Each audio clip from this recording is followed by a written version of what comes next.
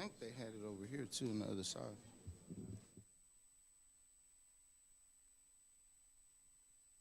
I'll leave it here.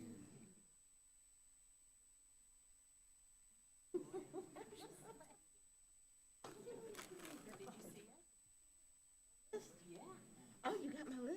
Oh, yes, you got my list. I don't time. I remember.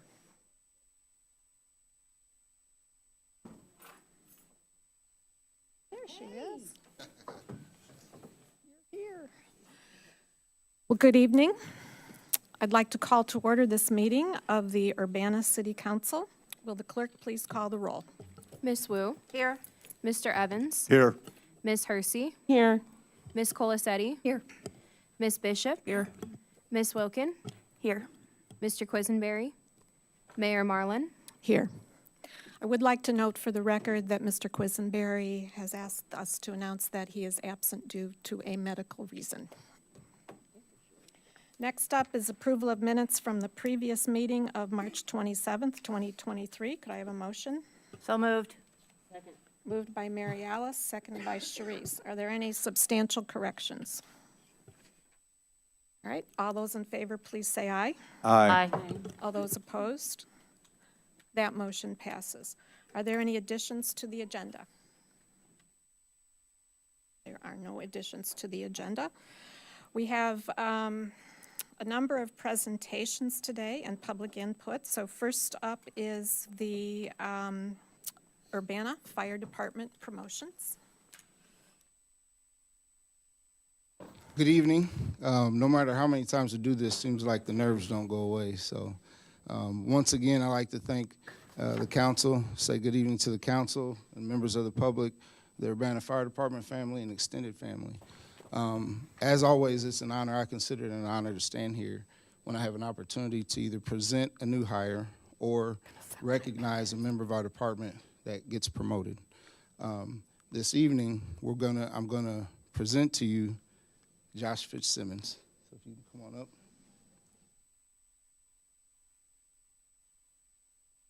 Like always, excuse me, like always when we talk about our promotions, tonight Josh is being promoted from firefighter to engineer.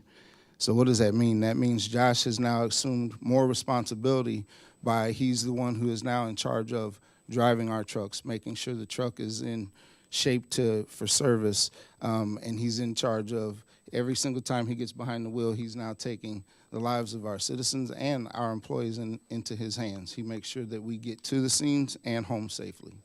So with that, I'm going to have Josh come up, and he's going to give his oath.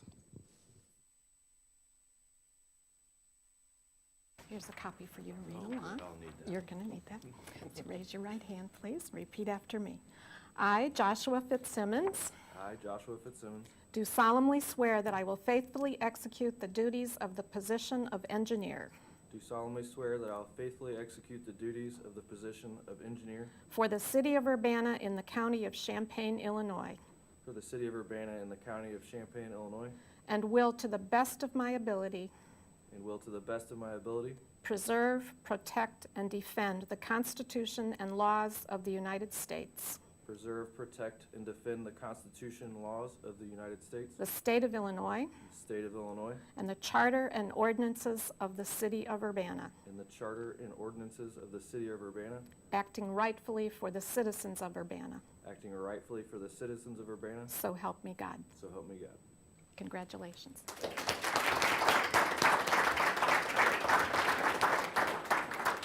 Like I say, Josh has been with the Urbana Fire Department for 7 years, and now engineer Josh Fitzsimmons is also a paramedic.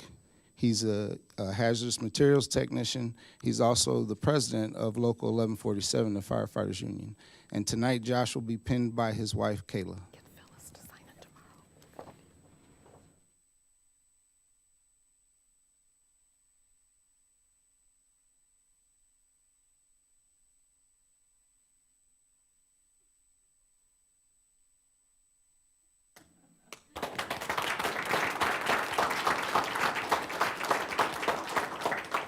Be careful taking those corners, okay?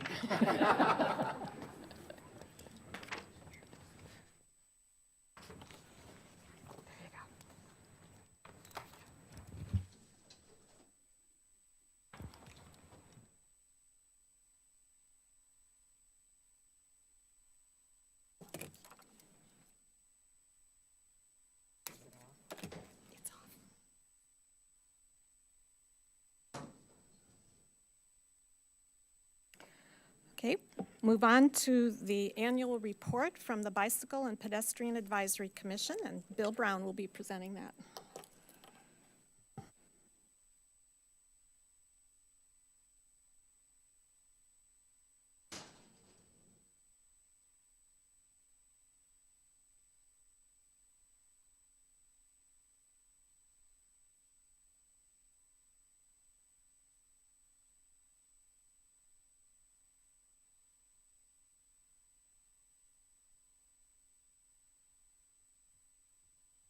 Hello, Council. Good to be here. Good to see you again.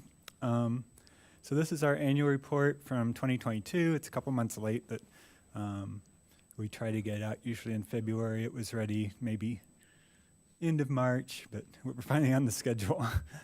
So this year, yeah, we had a couple changes in committee members, but also still quite a few people that have been on for quite a while. We have some people representing by city code. We have to have a representative from the school district, University of Illinois Park District, the city engineer, and that's it by code. But then we've also have someone kind of semi-representing MTD, I mean officially representing from MTD's point of view, but just kind of as a liaison from our perspective.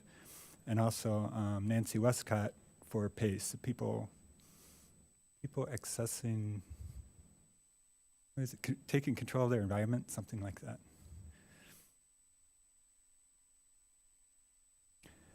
Just a brief background. So you have the full report in your packet, and it'll be online on our Bicycle Pedestrian Advisory board page for anybody that wants to read the full report. So I'm just going to be going through some highlights.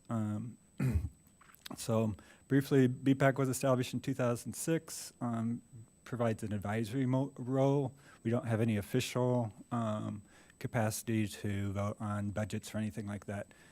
So it's pretty much, besides what is listed in the city code, what our responsibilities are, it's pretty much up to you to tell us what you're interested in and for us to come up with our own recommendations on the various topics. We have been a bicycle-friendly community recognized by Legal American Bicyclists since 2010. That requires quite a bit of a pretty rigorous process to evaluate your infrastructure, your kind of planning capabilities, what kind of education you do for the community, your safety, things you're doing for safety and education and equity and things like that. So and then you get a report card at the end that shows you where you're doing good and where you're not doing so good, and that's always really useful. So we just applied again for 2022. You have to renew it or reapply every 4 years and hope that you still get the same level or higher and hope you don't slip down. I mean, we are still, as far as I know, the only bicycle gold community in the state of Illinois, mostly because we do have a high number of people bicycling and walking, but we also have pretty good infrastructure. It's a pretty easy city to get around if you're biking or walking. There's a page or two in your annual report that discusses the benefits of active transportation for communities as a whole and highlights how Urbana is pretty exceptional when you compare us to other cities nationwide and even in Illinois as far as the number of people who walk or bike to work, just because it is fairly easy to get to the major employment areas.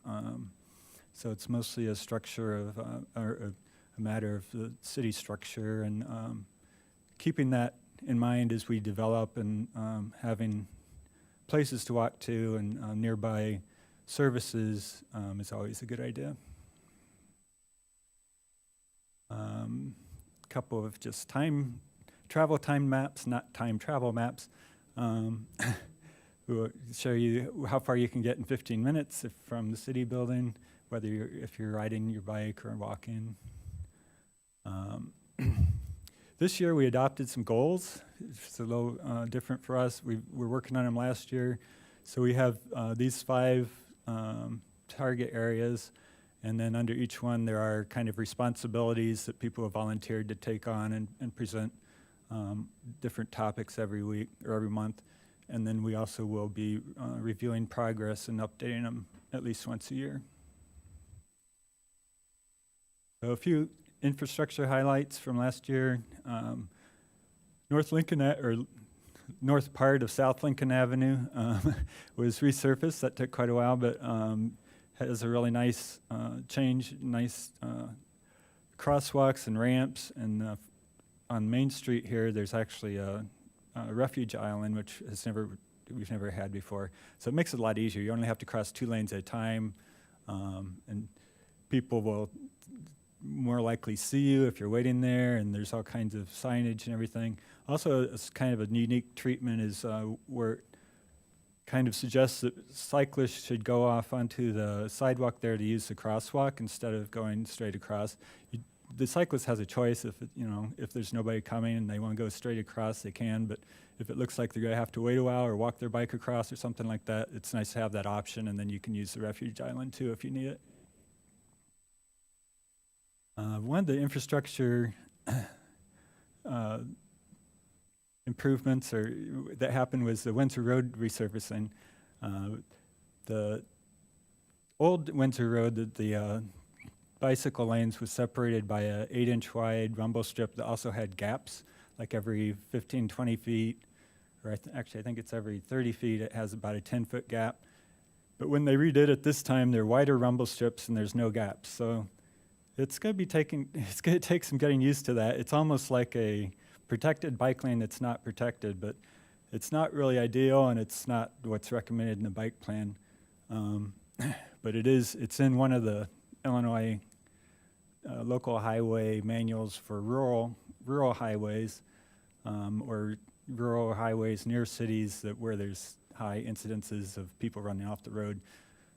But the problem with that was if you're cycling, sometimes you need to get out of the bike lane to get into, say, the left lane to make a turn, or else, like this picture is showing coming up, going east to Race Street. So this is coming up toward Meadowbrook. And I don't know if you can see it there, but there's a sidewalk.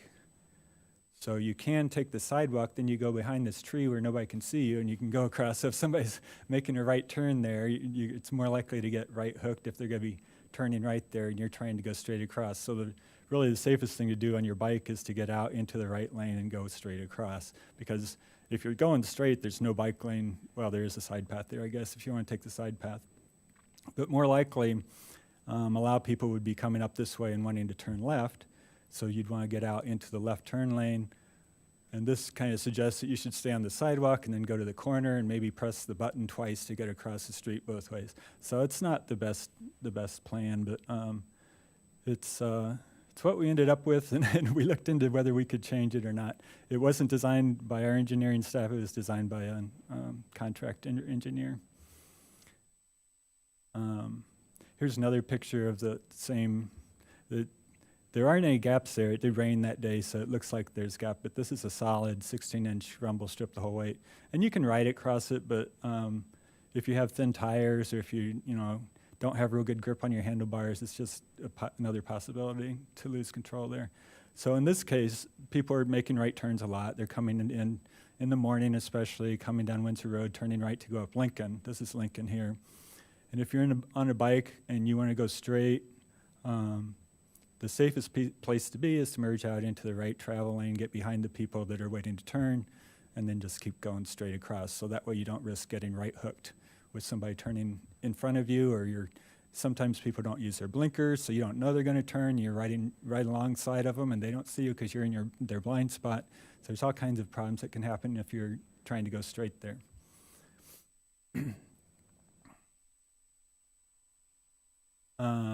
So we're real excited about the equity and quality of life projects that you budgeted for. That was $2 million total. 1.2 million will be going for sidewalks and paths, and about $800,000 for streetlights. And there's 10 projects underway in some kind of design phase or other process. And I think another 6 that are being studied because they needed more study. But this is a future site of the multi-use path that will connect kind of where Church Street crosses Lincoln in the distance there by Cara Hospital. Connect that to the south end of Harvey Street. So it's being used now. You can see it's a footpath. It's been used for years and years, but the city owns the right-of-way there, so it'll be nice to actually get that paved. And the people that own this vacant lot right next to it do, you can't tell here because I think this isn't quite on their lot, but they do mow it and they keep it in pretty good shape. Yeah. So yeah, that one we made recommendations for last year, and you approved the projects. So hopefully we can keep doing stuff like that as you get funding, available. Oh, is that my time already? Was that 10 minutes or 5? I'll make a motion to extend it for 5 more minutes. I'll second. All those in favor? Aye. All those opposed? Okay. You got 5 more minutes, Bill. Okay, thanks. So we're continuing to work on Vision Zero. There were 2 pedestrian fatalities last year, both of them near 5 points. One was somebody walking across on Cunningham there near Park Street. I think that was at night. It might have been a visibility issue. The other one was a man in a scooter early last year that was trying to cross here, and somebody was coming out on Water Street, making a left turn, and caught him there. That one, there is going to be a study for this area, but we just want to remind you too that the traffic fatalities as a pedestrian increase exponentially with the increase in speed limit. It's not just because, it's not just because when you get hit, it does more damage because it's going faster. Think of this case here. This guy making the left turn probably was watching traffic that was moving pretty quick and trying to get through a gap. If the speed limit's lower, you have more time. You don't have to hurry out into these gaps and make left turns without having enough time to look in all directions and watch for pedestrians and everything. There's also a new federal project, Safe Streets for All, with $5 billion appropriated over 5 years. The Regional Planning Commission applied for a grant last year for infrastructure and was unsuccessful. They were way oversubscribed for infrastructure grants and way undersubscribed for planning grants, so we'd recommend to apply for a planning grant like a Vision Zero action plan that we need. Of course, now everybody thinks they're oversubscribed, so everybody might do the opposite next year, but we're hopeful that we could get something going there. So other things we discussed, we had some interns that helped do the bicycle master plan review. We sent a no parking to bike lanes recommendation to Traffic Commission. Talked about the East University Avenue project, and provided some support letters for the successful grants that were just awarded a couple weeks ago. The ITEP grants for Baker Lane and Florida Avenue. We're real excited about those. That'll be a huge improvement, especially that Florida Avenue one. I know that one's been in the works for a long time. And traffic calming policies. So, any questions? You have time for a this- couple questions. This is ribbon cutting for First Street path. It's not in Urbana, but wanted to put in there because that's another example of they applied for the ITEP grants multiple times to get that, and that was one if you're a cyclist in Urbana that rides out in the country or rides over that direction towards Savoy, you know how bad that was needed along that stretch. And that other picture you can't see real well, but just want to give kudos to Clark Lindsay because they provided these temporary solar-powered lights along the sidewalk there during the construction because they took out the lights that were in the parking lot that normally lit that area because they were using it for a staging area. And put in a plug for the bike safety quiz, rideillinois.org. If you haven't done it yet, it's in your packet, and I suggest you try it. There's different quizzes there, and they're kind of fun to do. Okay, Chris. Chris. Yeah, about the refuge islands on Lincoln, they are nice, but there's no lights, no signage as to what we're all supposed to do. So I did go into the refuge island. You're right, they can see you, and we're all like, okay, do I stop for you? And so we're kind of, what happened in my case was the person in the left lane did that. They stopped and started waving me over. But that blocks the view of the person coming on the right side. And so he literally is like the pick in the block for the other guy to kill me. So anyway, I don't know how to solve that, Bill, but I just wanted to give you some customer feedback Yeah, on that's been a item of discussion. There's advanced stop. They have advanced stop lines like on campus where you see those little signs that say "Stop here" for pedestrians. We don't have those on Lincoln. They determined at the time that they weren't warranted, and also for that intersection at Main, originally we had hoped for one of the push-button beacons that would actually set off a light, but there wasn't enough traffic at that time when they did this study. That was probably 3 or 4 years ago. Now, traffic count and see if that's improved, and it's harder once it's already done to go back and pay for another light, but if it's warranted there, then we should I'm just try letting it. you know what's happening, and we'll just have to see what, as experience will tell us what needs to happen. Yeah. Okay, one more, Sharice. I'm just going to piggyback on what you were saying, because I lived in California for a very long time, and they actually passed legislation that if the left lane, if you're in a double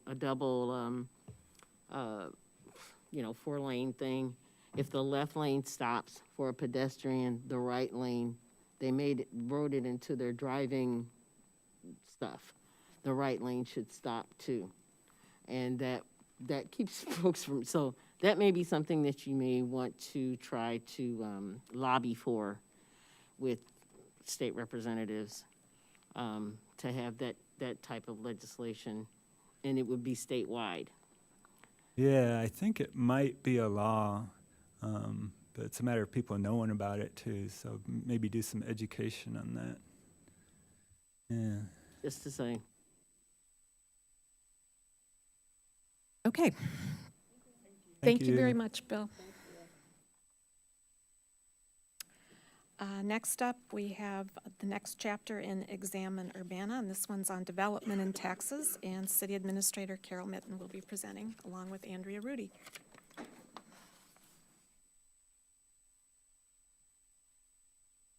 And this is the third time we're before you going over Examine Urbana. The first time we had the introduction chapter. Last week we had transportation. Carol is going to go over development and taxes this week, and we'll still have housing and arts and culture yet to cover. Thank you. I'm very excited to present this chapter. This is my favorite chapter, as Lily knows. And I have a few slides to show you, but I want those to reinforce the things that I want people to take away and think about from this chapter. So I just want to give a little overview of the kinds of things that you'll see when you wander into the development and taxes chapter. So it's about development and taxes, naturally. So part of it is you'll see the history, and you'll see how Urbana has developed over time. The land use patterns, learn a little bit about how those land use patterns were influenced by zoning, which came in 1936. Yeah. And you'll see the impact of the expansion of the university, and with a lot of other uses, county uses, federal uses, MTD, UCSD, churches, and so forth, we now have more than a quarter of our land area is tax exempt. So that's important sort of background information to have. And then in the more recent trends over the last 10 years, most of the new development has been in multifamily residential. So you see all of that laid out in more detail. And then you'll also learn about development and the influence that the city has on development. So that comes in the form of zoning, including historic preservation. You'll learn about the role of building codes and energy codes on development, and also the role of incentives that the city can provide in the form of tax increment financing, development agreements, enterprise zone, and so forth. So it's a good just kind of overview of all that. And then you'll also learn where the city gets its revenue from, and how development impacts taxes. So one of the things I want people to, kind of big picture as they look at this chapter, we've talked every year at budget time about what the trends are and that we need to, in order to have a balanced budget over the long term, our recurring revenues need to exceed recurring expenses. And so how do we make sure that happens? And so there's a number of considerations that are offered in the chapter, and I'm going to add one today because we're starting to talk about this with council, but these are things for the community members to think about. So if we need more revenue, one of the things that we can do is we can raise revenue through taxes or fees. Another way to do it is we can diversify the tax base, and we can attract more uses that pay more taxes as opposed to ones that don't. So I talked about the number of uses that we have that are tax exempt. Well, we get more that pay taxes, and maybe we get ones that pay sales taxes versus people that are in the business that don't pay sales taxes. So diversifying the tax base is another way to get more revenue.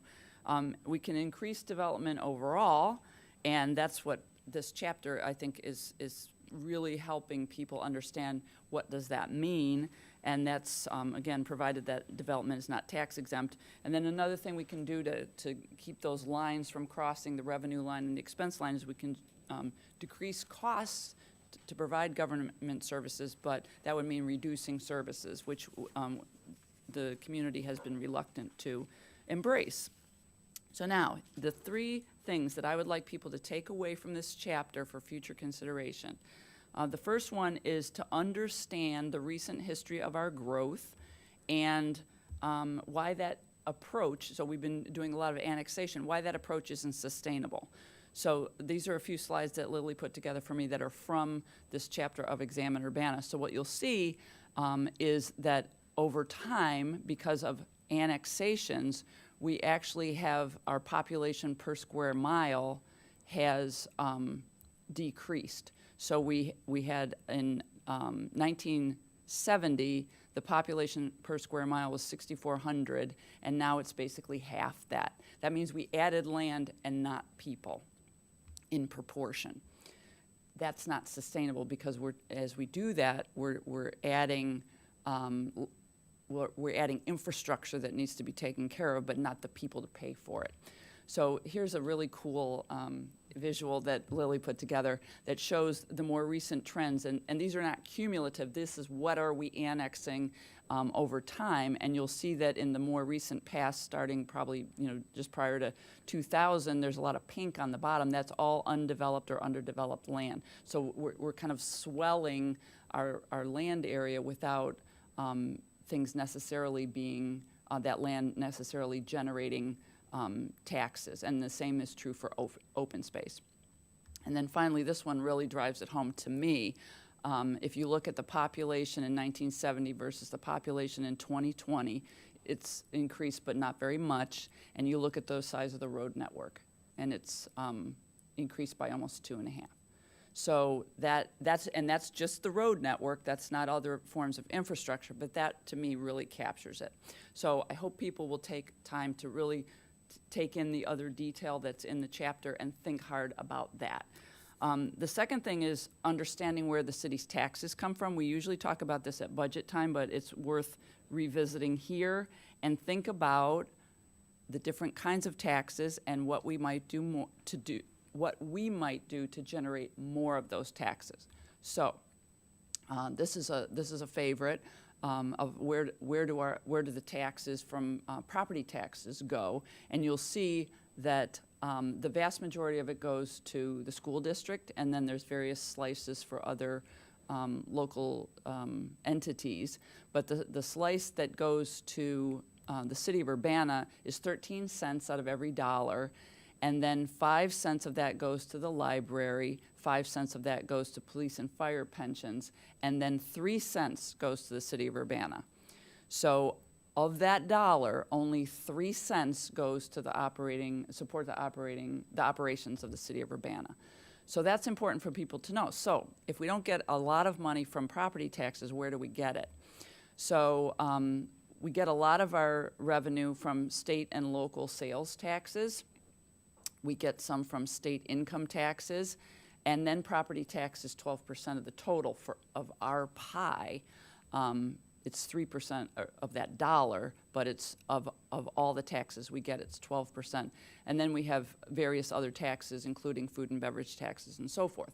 So to think about, okay, if we're looking at the big generators, then it's important that we're generating sales tax, income tax. Property tax is important too, but sales tax is really important. So thinking about that and the sustainability of the city.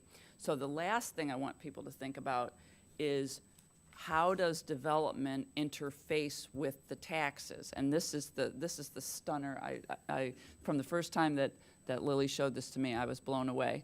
So this shows you basically the intensity of benefits or support that land gets from the city. So if it's a dark green, that's a big generator. And if it's a light color or even if it's pink, it's less of a generator and more of something that requires support. So it's hard to tell what all that is, so Lily labeled a few things. So you'll see that some of the tallest green bars are student housing, and they're higher density student housing. Now, just as just sort of a surrogate for downtown, you'll see that there's also there's a pointer for Lincoln Square Mall, because that's sort of the center of downtown, and you'll see that that's a light pink. So that's not a big generator. And you heard it from, what's that fellow's name? Say again? I don't remember his name, but the strong No, towns. David, is it David Huber? Oh, David Yeah, Huber. he gave public comment a few weeks back, and he talked about how, this is property taxes, okay? But if you think about some of there's a lot of, just think about downtown. And one of the hallmarks of downtown, and you'll learn this if you look at the development and taxes chapter, is that 44% of the land downtown is in parking lots. Those are privately owned parking lots, those are publicly owned parking lots. So you can imagine that's not a big generator of taxes, right? And so in most communities, downtown is an engine for tax revenue. Our downtown is not. And so the areas that are the most intense are closer to campus because they have student housing, or it's along University Avenue.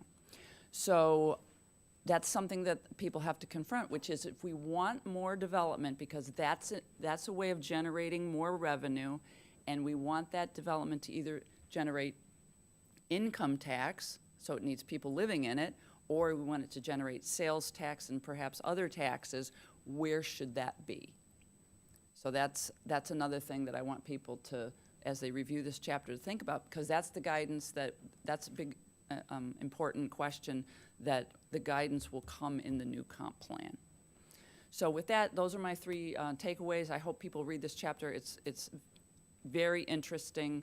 I'd be shocked if you didn't learn something. I know I did when I read it, and that's always fun. So I'd be happy to answer any questions. Chris? Thank you for the presentation. I did read through it today. Beautiful job on the history of zoning. Beautiful job on the development. I mean, wow, I learned my job finally. So it's really great work. Taxes. I guess as a regular person, I mean, I appreciate the proportion and the identification of what kind of taxes they are.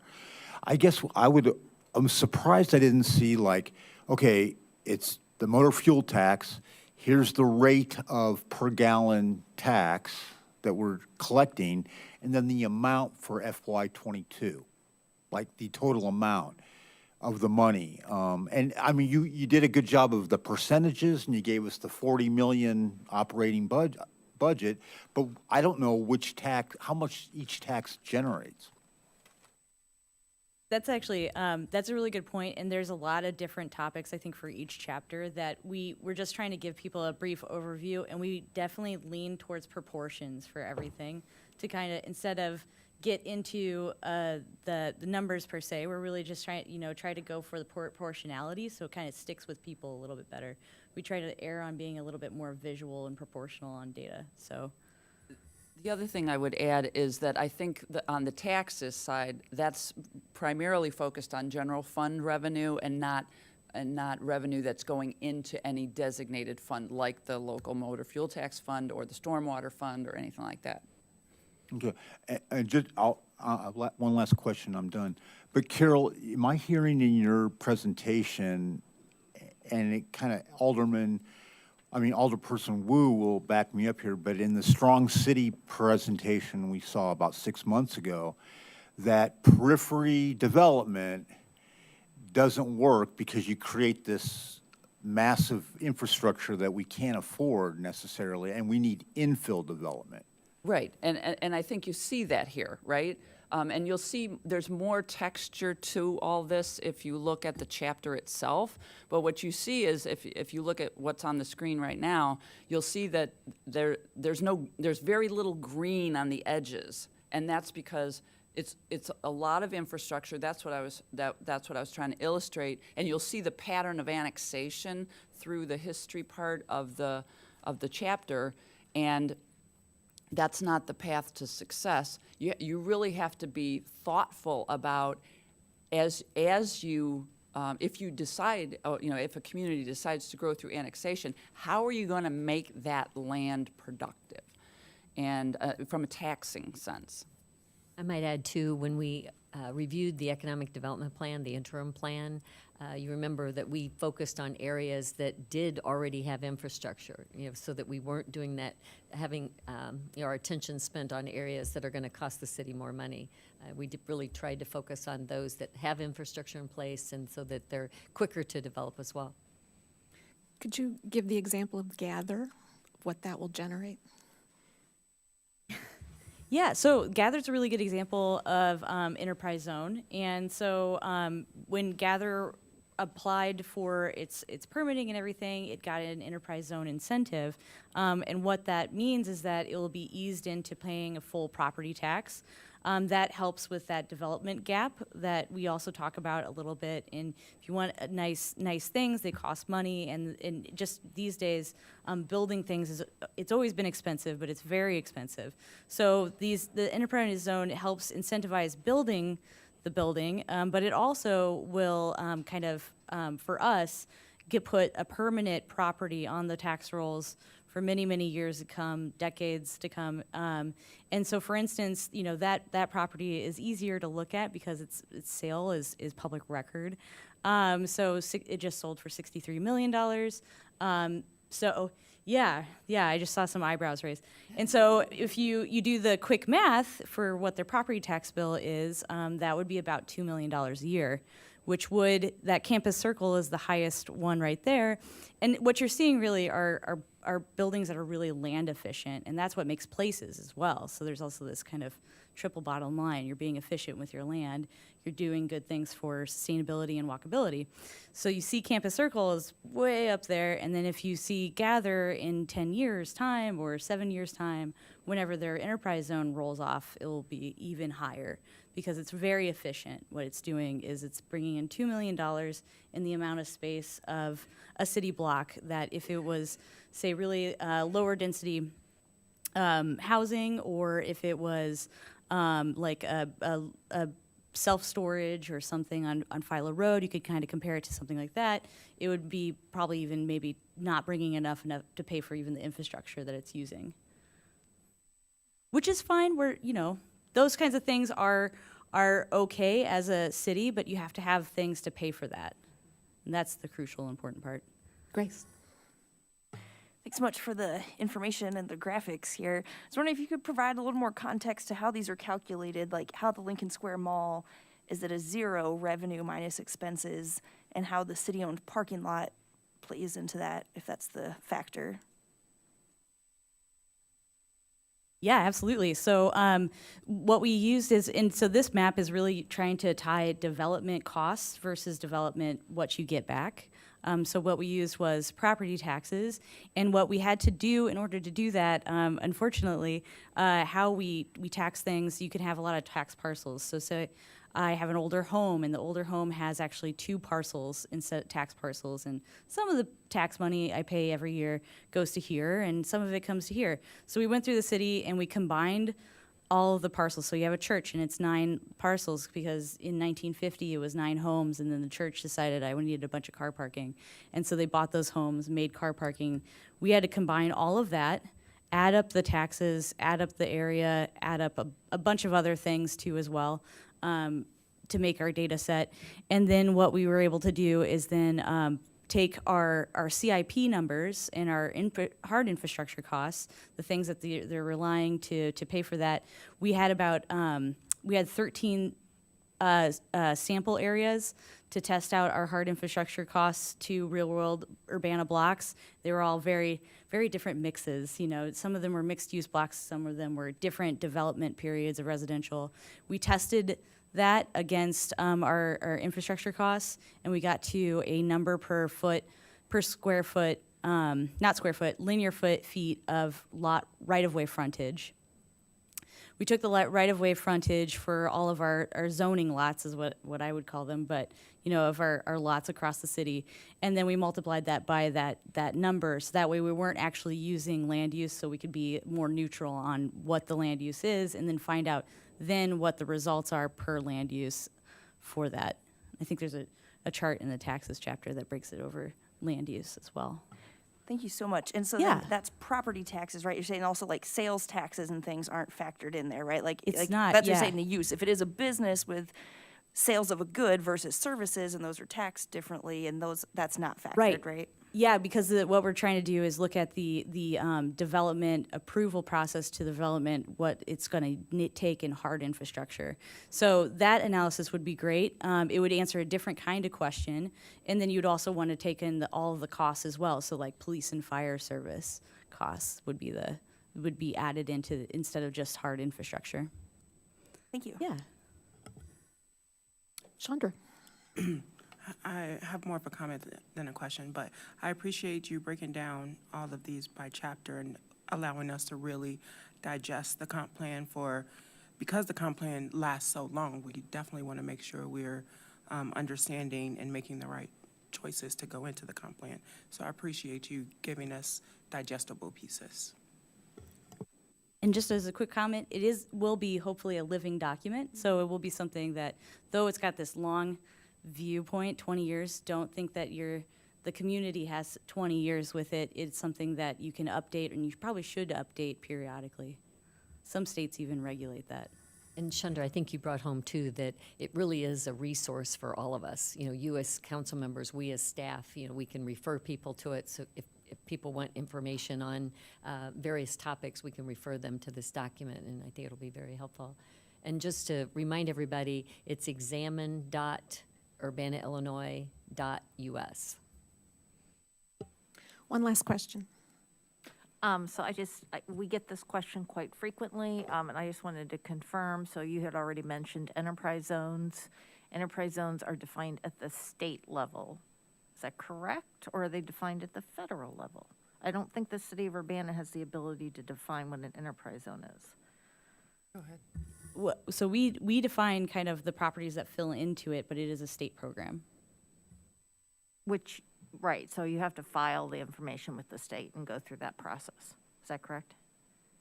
Yes, and while the city of Urbana does actually collect the properties and identify them, I don't want to mislead you and think that it's, you know, super easy and we do it every year. It's something that comes up only periodically. Do you know what the cadence is? What's the question? The cadence. The cadence for updating I it? can tell you that our enterprise zone expires in 2031. Okay, thank you. Thank you very much. So stay tuned next week. I believe it's Arts and Culture. Is that right, Lily? Next week? I believe. Yeah. Yeah. And Lily's going to do that one herself. So if you imagine. You'll know by next week. Yeah. So stay tuned. Thank you very much. All right, we'll move on to public input. Does anyone wish to address the Urbana City Council? Please step up to the mic. Doesn't look like anyone. We'll move on to council input and communications. Any information to share with the public? All right, There's no unfinished business. Moving next to reports of standing committees, and Mary Alice will report out for James Quisenberry. All right, we have a lot of items on the consent agenda, so bear with me. There's a lot. Okay, all right, let's go. Resolution number 2023-04018R, a resolution approving and authorizing the execution of an ARPA subrecipient agreement with the Urbana Free Library. And resolution number 2023-04019R, a resolution approving and authorizing the execution of an ARPA subrecipient agreement with the Eastern Illinois Food Bank. And resolution number 2023-04020R, a resolution approving and authorizing the execution of an ARPA subrecipient agreement with the Red Herring Restaurant. And resolution number 2023-04021R, a resolution approving and authorizing the execution of an ARPA subrecipient agreement with Common Ground Food Co-op. And resolution number 2023-04022R, a resolution approving and authorizing the execution of an ARPA subrecipient agreement with Habitat for Humanity of Champaign County. And resolution number 2023-04023R, resolution approving and authorizing the execution of an ARPA subrecipient agreement with Carl Hope Village. And resolution number 2023-04024R, resolution approving and authorizing the execution of an ARPA subrecipient agreement with First Followers. And resolution number 2023-04025R, a resolution approving and authorizing the execution of an ARPA subrecipient agreement with Sola Gracia Farm. And resolution number 2023-04026R, resolution approving and authorizing the execution of an ARPA subrecipient agreement with the Well Experience. And resolution number 2023-04027R, resolution approving and authorizing the execution of an ARPA subrecipient agreement with the Urbana Neighborhood Connection Center. And resolution number 2023-04029R, CDBG Senior Repair Program Agreement between the City of Urbana and Champaign County Regional Planning Commission. And resolution number 2023-04030R, resolution approving the transfer of volume cap in connection with private activity bond issues, single-family mortgage revenue bonds, and related matters with the private bond cap allocation of EIEDA Program Series 2023. And finally, resolution number 2023-04031R, resolution approving the transfer of volume cap in connection with private activity bond issues for single-family mortgage revenue bonds and related matters with private bond cap allocation IHDA Series 2023. Is there a second? I'll second. Moved by Mary Alice, seconded by Chandra. Will the clerk please call the roll? Ms. Wu, Yes. Mr. Evans, Yes. Ms. Hersey, Yes. Ms. Colasetti, Yes. Ms. Bishop, Yes. Ms. Wilkin. Yes. That motion passes. Regular agenda? All right, on behalf of the Committee of the Whole, I move approval for resolution number 2023-04028R, resolution approving an intergovernmental agreement concerning Boneyard Creek Project. Is there a second? Second. Before discussion, I believe Carol had some updates from John Zeman. I do, thank you. So in the packet, you had a slightly revised IGA that had what the addition of some, it's boilerplate language, but very important boilerplate language, added about the, that the performance of the undertakings will comply with all laws, and then there's an indemnification section too. Those are standard, and that hadn't been included in the draft that was included that you first saw, but that was in the packet for this week. And then I also wanted to call your attention to the fact that the bid tabulation sheet is now complete, because the bids were open, I guess, on April 14th. And so you'll see that the bids came in well below the engineer's estimate. So what had been originally in the memo, that the city's share was going to be approximately $400,000, the city's share is now $167,686.42. And that is delineated on page 364 of the online packet, if you wanted to see the breakdown. But, so that's a significant savings because the bids came in well below what we had anticipated. So John wanted me to share all that with you before you took your vote. Any questions for Carol? Discussion. Grace?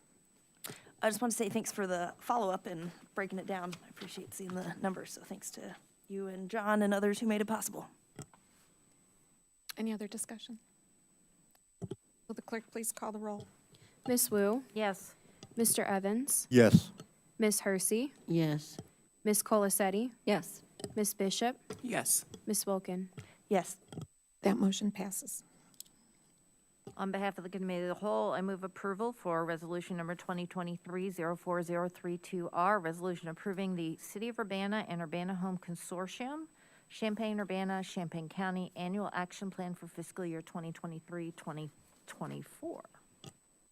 Is there a second? I'll second. Moved by Mary Alice, seconded by Chandra. Any discussion? Grace? I just had a question if there were any changes from the last week. Didn't know if, is that this page 36 was changed to 60? Was that the only change from last week? Great, thanks so much. Did that answer your question? Yes. Okay. Any other questions, comments? Will the clerk please call the roll? Miss Wu, Yes. Mr. Evans, Yes. Miss Hersey, Yes. Miss Colacetti, Present. Miss Bishop, Yes. Miss Wilkin. Yes. That motion passes. Thank you, Mary Alice. Reports of special committees. Don't believe there are any. Reports of officers. I do have several announcements. Two of them are related to public safety. First of all, there will be a moderated town hall scheduled for May 4th, 2023. It'll be held at Vineyard Church, 1500 North Lincoln. And this is for the purpose of, this is a town hall with our police chief candidate finalist, Mr. Larry Boone from Norfolk, Virginia.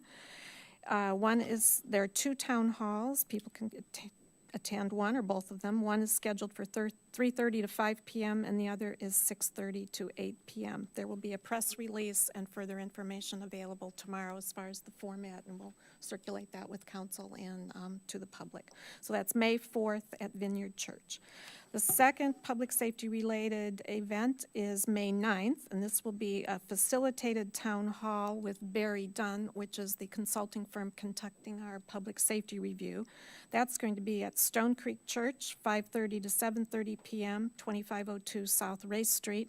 And the purpose of this is to gather community input on public safety and alternative response models, and that will be conducted by Barry Dunn. And we'll be sending out more information on that as well. So two separate events related to public safety coming up in the next couple of weeks.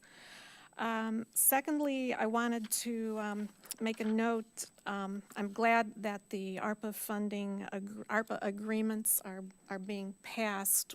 The Speaker of the House has not let up on attempts to claw back our unobligated ARPA funds, and we received a notification from U.S. Conference of Mayors a couple of days ago.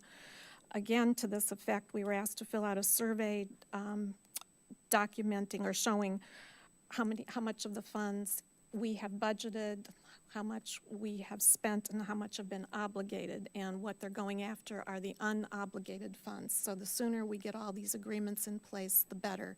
We're pretty good as far as we have allocations on record. We've budgeted it all, but we'll be completely safe when all these agreements are signed. So it's very important that we finish that up, and it's very important that we stay vigilant because people have their eye on this money, so unfortunately. And then the last thing, I wanted to share some information about our trip with Champaign County First last week. Carol Mitten and I traveled to Washington, D.C. The council, I sent the memo around to the council this afternoon, and it'll be included with minutes for this meeting, so it'll be available to the public as well. But this is a very productive trip for us, and then they've been holding these or taking these trips for the past 12 years or so. These are coordinated by the Champaign County Chamber of Commerce. We traveled as part of Champaign County First, which is a public-private community partnership. The focus of these trips are on local infrastructure, as a key component for economic development and job creation. The units, the people, governmental units and organizations that were represented on this year's trip included Champaign, Urbana, Mahomet, Savoy, and Rantoul, the Champaign-Urbana Mass Transit District, Parkland College, University of Illinois, Champaign County Economic Development Corporation, Champaign County Regional Planning Commission, Visit Champaign County, and the Chamber of Commerce. There were 10 projects that we lobbied on this year, all infrastructure projects. Some of them we've been lobbying for several years on, others were new this year. The City of Urbana's project was the Florida Avenue Corridor Reconstruction Project. We've applied for the second time for a RAISE grant, federal grant, so we were soliciting support for that. Curtis Road grade separation, this has been on the docket on every trip I've been, but this would elevate the road, the train track over Curtis Road. So it will drastically change that intersection, improve safety for the village of Savoy, plus transportation and access for everybody. For the second year in a row, we were lobbying on the $19 million Safe Streets for All, which has a Champaign County-wide Vision Zero component. So that's a very important project for all of the county, and especially Champaign-Urbana, where much of the work will be done. We visited with Amtrak to focus their attention on the fact that we have the worst on-time performance in the country at 37%. It's disgraceful, and we are actually going to change up our approach next year. But anyway, it's an annual visit to Amtrak. We also talked about high-speed rail, the regional impact of that. Mass Transit District was focused on the purchase of grants for more hydrogen fuel cell electric buses. We have continued to advocate for mapping of the Mahomet Aquifer. Our efforts have resulted in $1 million in federal dollars through the efforts of Senator Durbin and Duckworth. We need about 20 total to complete the mapping project, but this was a good start, and we leveraged that. The Champaign County also contributed $500,000 of their ARPA funds toward it, so we've got a good start on the mapping project. This project is incredibly important to determine really the characteristics of the aquifer and for us to protect both the quality and the quantity of the water in the aquifer. There was a South Mahomet very important road project. In Rantoul, the Illinois Autonomous and Connected Track Research Track was one of the topics. And then the Visit Champaign County was promoting the Champaign County African American Heritage Trail, not so much for money this trip, but for just to put it on people's radar, and when the time comes to apply for grants, to ask that they'll support it. We met with Department of Transportation, Federal Railroad Administration, a lobbyist who gave, over lunch hour, gave tips on lobbying. State of Illinois, that's the Governor Pritzker's office in Washington. We met with Amtrak, and then Congresswomen Nikki Budzinski, Robin Kelly, Mary Miller, whose districts touch a portion of Champaign County, and then we met with Senator Tammy Duckworth and Senator Dick Durbin. And then on the back of this page are just some of this recent success stories. But again, sometimes you have to go for multiple years, advance your project. The Curtis Road Underpass is a good example. It started out as a $40 million project. They've secured about $20 million of the 40 they need. So you get these incremental successes, and they're getting closer each time. So anyway, this will be available to the public as well. So very, very useful trip, and we learned a lot, and we're going to get those trains running on time.